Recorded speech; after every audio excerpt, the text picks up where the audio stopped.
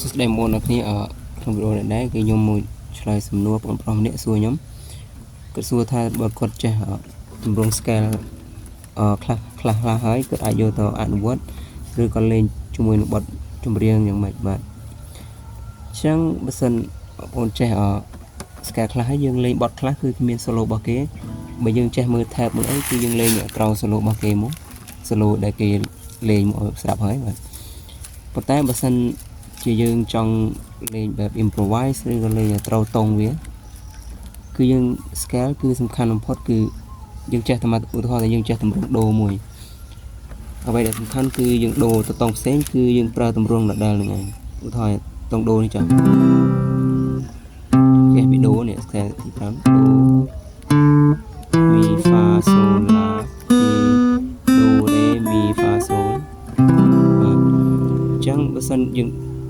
លេងបទចម្រៀងតង់ផ្សេងយើងដូរចេះមកគឺថាតង់អ៊ីចាគឺយើងដូរទៅរងដៃយើងបែបនេះដៃយើងនេះគឺវាដូចជា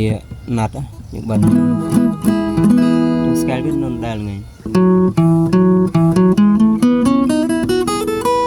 តែវាជាតង់មីហ្វាសូឡាចឹងនៅពេលដែលយើងយកទៅលេងក្នុងបទចម្រៀងគឺយើងត្រូវដឹងថាបទនេះតង់អីគេឧទាហរណ៍តង់ហ្វាអញ្ចឹងយើងគណឧទាហរណ៍ខ្ញុំចេះតែមកតម្រុំហ្នឹងយើងអូសមកហ្វាមកហើយយើងលេង scale ហ្វានេះបាទខ្ញុំ improvise មើលខ្ញុំ improvise នៅតង់មីចុះប៉ុន្តែខ្ញុំមកលេងនឹងតង់ហ្វាចាំមើលវាចូលគ្នាអត់បើយើងលេងខុសតង់វាគឺឃ្លាវហើយ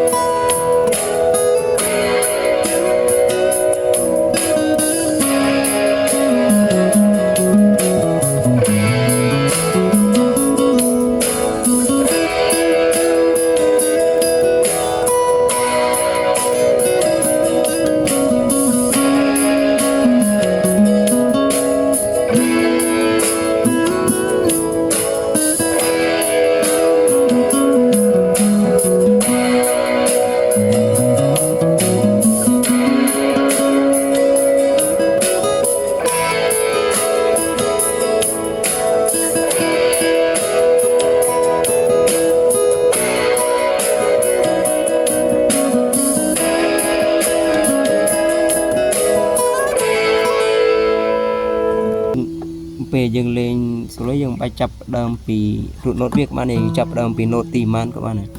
ឲ្យទាំងនៅក្នុង scale របស់វាបាទ